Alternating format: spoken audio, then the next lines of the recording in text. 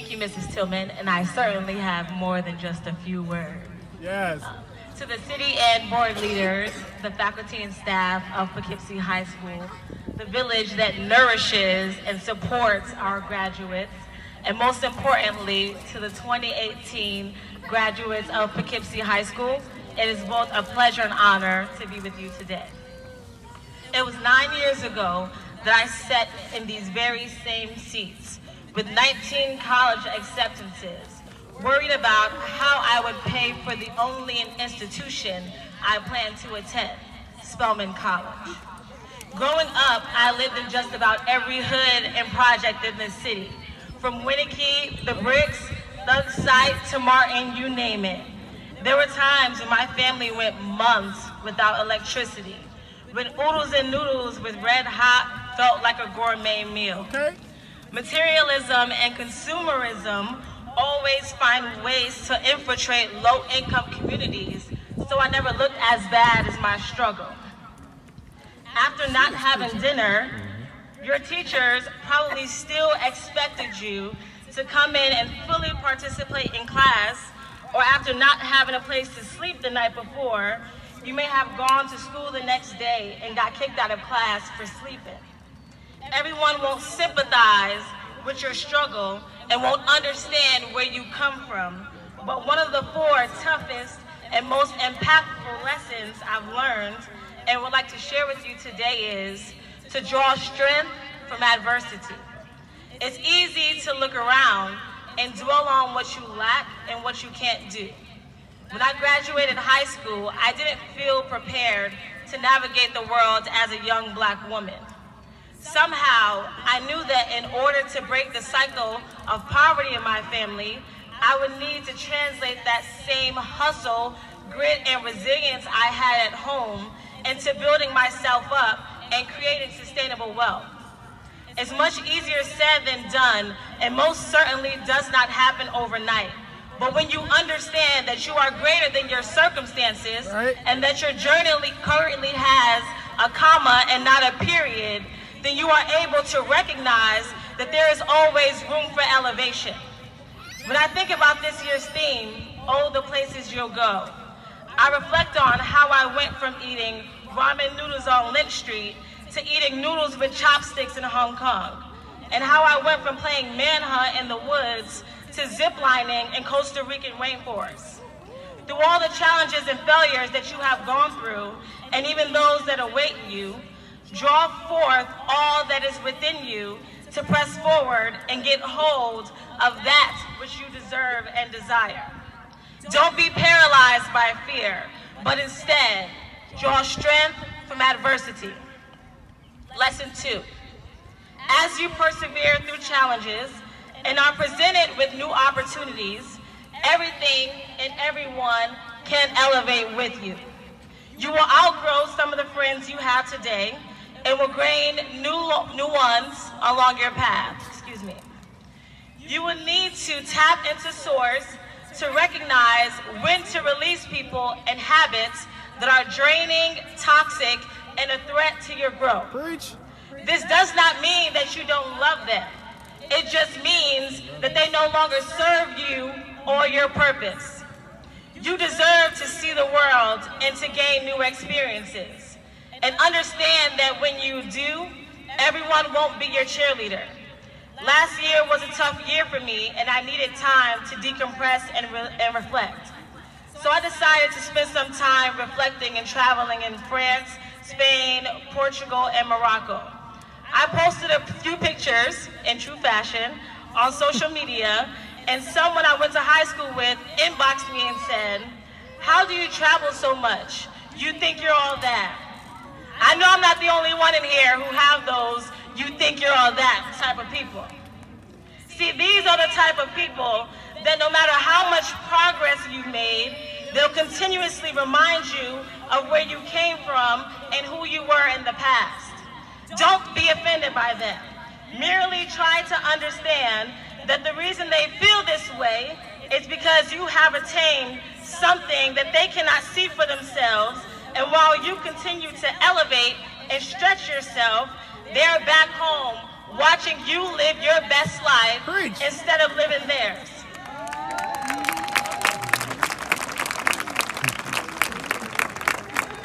In 2014, I read A Raisin in the Sun for the third time by Lorraine Hansberry. One of my favorite quotes from Mama in the text is, "Eventually it comes to you.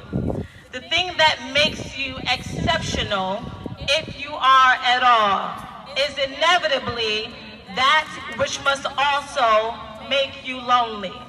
So again, everyone and everything cannot elevate with you.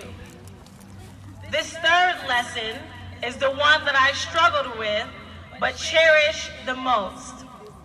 Don't sacrifice your purpose for your plans. When I sat in these seats 9 years ago, I knew that Spelman College was the only institution with my name on it. I was going to be the best pediatrician. I would travel the world as a community health specialist with Doctors Without Borders.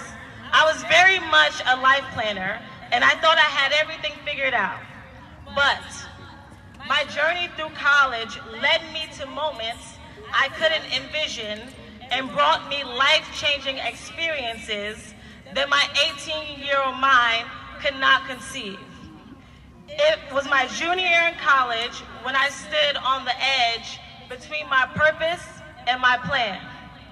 I received an opportunity to be one of the first Spelman students to intern at Oprah Winfrey's Leadership Academy for Girls in South Africa. At the same time, I received a full scholarship and stipend to study abroad in South Africa to conduct health-related research. Both opportunities were to happen during the same time frame. I did not know which one to choose, and I've always struggled to make decisions about life-defining opportunities. It turns out I chose the internship over the study abroad, and it was that experience that revealed to me that my plan was medicine, but my purpose was in education. There may come a moment when you have to reevaluate everything you thought you wanted for yourself and accept the divine purpose that only you can fulfill. Purpose will bring you to places that source never revealed to you, but your plan can only take you as far as you see it. I urge you to be flexible as you discover who you are and the best way you'll impact the world. You won't always have the answers, and you will make mistakes from time to time. But it is important that you walk in purpose and trust your journey. What is for you won't miss you. My last lesson is enter and disrupt every room as if you belong there. Right. Or in the words of Jay-Z, show them how to move in a room full of vultures. There will be times when you're admitted into internships and programs, and times when you receive opportunities and your counterparts will question why you're there. Now, there were many moments in my journey that led me to this lesson, but it was not until 2013 that I sat and reflected on what this meant for me. It was a hot, sunny day in Santo Domingo in the Peace Corps Training Center. It had only been 2 weeks since I met the other volunteers. We were still doing introductions. One volunteer asked me where I was from. I responded, Poughkeepsie, New York. He replied, Poughkeepsie, that's the slums. It took me a second to think of how I would professionally annihilate him with my words, which I didn't the first time, because I knew I was better than him, and I understood that my work, commitment, and talent would speak greater volumes for me than his mouth could ever utter. I've grown to realize that the insecurities, fears, and insults people project onto others are merely reflections of where they are on their paths. It doesn't matter how much money you make, how long your resume is, how many degrees you've earned, no matter where you go and who you meet, there will always be someone questioning whether or not you deserve to be there. There will come moments when you get seats at tables in which you feel unqualified to sit and too small to speak up, and it will cause you to lose confidence in who you are, and the gifts you have inside of you will never be brought forth. If you sit around waiting for the day that you are ready, that day will never come. Instead, enter and disrupt these spaces you're uninvited to. And don't just show up, show out, and believe that what you are bringing with you is valuable and unparalleled. There are enough people in this world who play by the rules. You, graduates, are the next generation of radicals that will shake the foundation of this nation. You are not created to trek the same path as people who came before you and to play small. I charge you to go big. Let the world know that you exist. Statistics don't define you. Your current socioeconomic status is just a number. The complexity of who you are, the audacity of your mind and spirit, and the boldness of your voice and thoughts have the power to supersede every word that someone can speak over your life. As I look into this sea of promising faces, it would be remiss of me not to mention how moved I am to see so many young black men. At this moment, I ask you to please stand to your feet. Young black men only, please. Yes, congratulate them. Stay standing. Let me warn you that you are about to enter a world that is not prepared for you. Preach. Afraid of your existence. Preach. There are not many moments in this country in which we celebrate and congratulate you. Today, I honor your growth, your courage, and your power. The media presents a narrative that you young black men are destined for prison and not college. The narrative suggests that you should take your skills to the streets instead of to trade schools. They will try to make it impossible for you to own homes and businesses. They will brainwash you young men to think that you don't matter. But I'm here to remind you that you are important. Preach. That you are capable. That you deserve to be here, and you will make it. I now ask the rest of the graduates to join these young black men standing.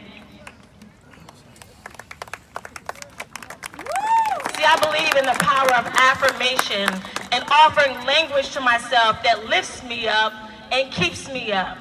So I'd like you to join me in this moment. Please turn around and face your village. Turn around.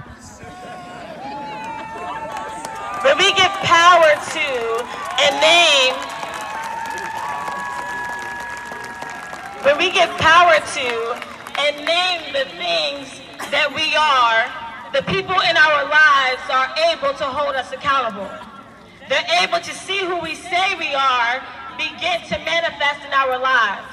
So before I take my seat, graduates, repeat after me, facing your village, because they need to hold you accountable. I am life. These are words that you are saying about yourself, so say them as if you believe them about yourself. I am life. I am love. I am a visionary. I am abundance. I am wealth. Are you wealth? It doesn't sound like it. I am wealth. I will create new experiences for myself. I am not my past. I may feel unprepared to enter the world, but I will enter it anyhow. I will draw strength from adversity. I will release people and habits that can't elevate with me. I will enter and disrupt every room as if I belong there. Let's give a huge round of applause for our graduates. You may have a seat, and thank you all.